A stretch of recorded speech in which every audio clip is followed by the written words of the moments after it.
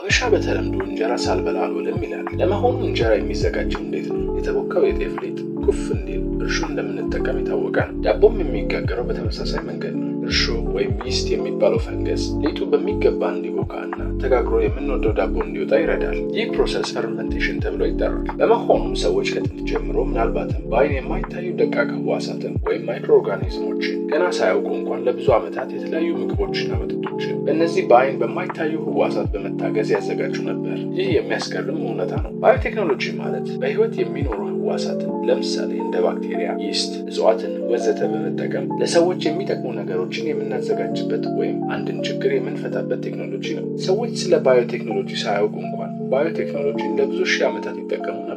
ባዮቴክኖሎጂ እንጀራና ዳቦ የሚጋገሩበት ቴክኖሎጂ ነው። ባዮቴክኖሎጂ የአልኮል መጠጦች የሚዘጋጁበት ቴክኖሎጂ ነው። ባዮቴክኖሎጂ ምርጥ ዘሮችና ምርጥ እንስሳዎች የሚዳቀሉበት ቴክኖሎጂ ነው። በተለምዶ እንቁላል ጣይና ለስጋ የሚሆኑ ዶሮዎች ሲባሉ ሰምታችሁ ይሆናል። እነዚህ ዶሮዎች እንዴት በዚህ ደረጃ ስፔሻላይዝ ሊያደርጉ ቻሉ? ይህ የሆነው እንቁላል ጣዮችን ከእንቁላል ጣዮች ጋር ብቻ በማዳቀል እንዲሁም ስጋ ያላቸውን ደግሞ ስጋ ካላቸው ዶሮዎች ጋር ብቻ በማዳቀል ይህ ሴሌክቲቭ ብሪዲንግ ተብሎ ይጠራል።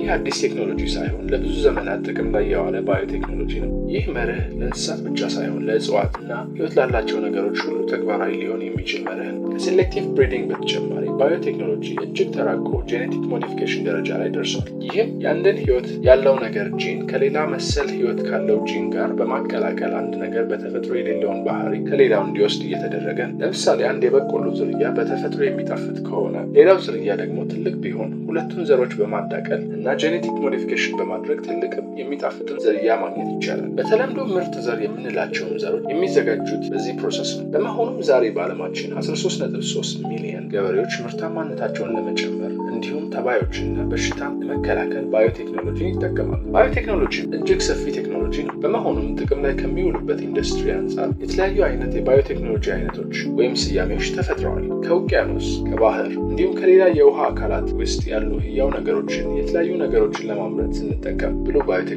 ተብሎ ይጠራል። ለምሳሌ ውሃ ውስጥ ያሉ ባዮማሶች ለተለያዩ የኮስሞቲክስ እና የነዳጅ ምርቶች ግብዓት ይሆናሉ። ባዮቴክኖሎጂ ግብርና ላይ ጥቅም ላይ ሲውል ደግሞ ግሬን ባዮቴክኖሎጂ ተብሎ ይጠራል። ይህንም ሀሳብ ቀደም ብለን በጥቂቱ ለማየት ሞክረናል። ሬድ ባዮቴክኖሎጂ ደግሞ ባዮቴክኖሎጂ ለህክምና ለመድኃኒትነትና እንዲሁም ለጤና ጥበቃ ጥቅም ላይ ሲውል የሚሰጠው ስያሜ ነው። ለምሳሌ የስኳር በሽታ ተጠቂ ለሆኑ ሰዎች ጥቅም ላይ የሚውለው አርቲፊሻል ኢንሱሊን አንዱ ምሳሌ ነው። ከዚህም በተጨማሪ ባዮቴክኖሎጂ ለፋብሪካ ምርቶች ሲሆን ዋይት ባዮቴክኖሎጂ የተለያዩ ምግብና መጠጦችን ለማዘጋጀት ሲሆን፣ የሎ ባዮቴክኖሎጂ ለአካባቢ ጥበቃ ሲሆን፣ ግሬይ ባዮቴክኖሎጂ ለበረሃማ ቦታዎች ሲሆን፣ ብራውን ባዮቴክኖሎጂ ህግ ጋር በተያያዘ ሲሆን ደግሞ ቫዮሌት ባዮቴክኖሎጂ ተብሎ ይጠራል። በስተመጨረሻ ዳርክ ባዮቴክኖሎጂ የምንለው የባዮቴክኖሎጂ አይነት ደግሞ ቴክኖሎጂው የባዮሎጂካል መሳሪያዎችን ወይም ባዮሎጂካል ዊፐንስ ለማዘጋጀት ጥቅም ላይ ሲውል የሚሰጠው ስም ነው። ባዮሎጂካል ዊፐንስ የሚባሉ መሳሪያዎች ሰዎችን፣ እንስሳትን እንዲሁም አካባቢን የሚገድሉ ወይም የሚጎዱ ማይክሮ ኦርጋኒዝሞችን ለጦርነት ጥቅም ላይ የሚውሉባቸው እጅግ አደገኛና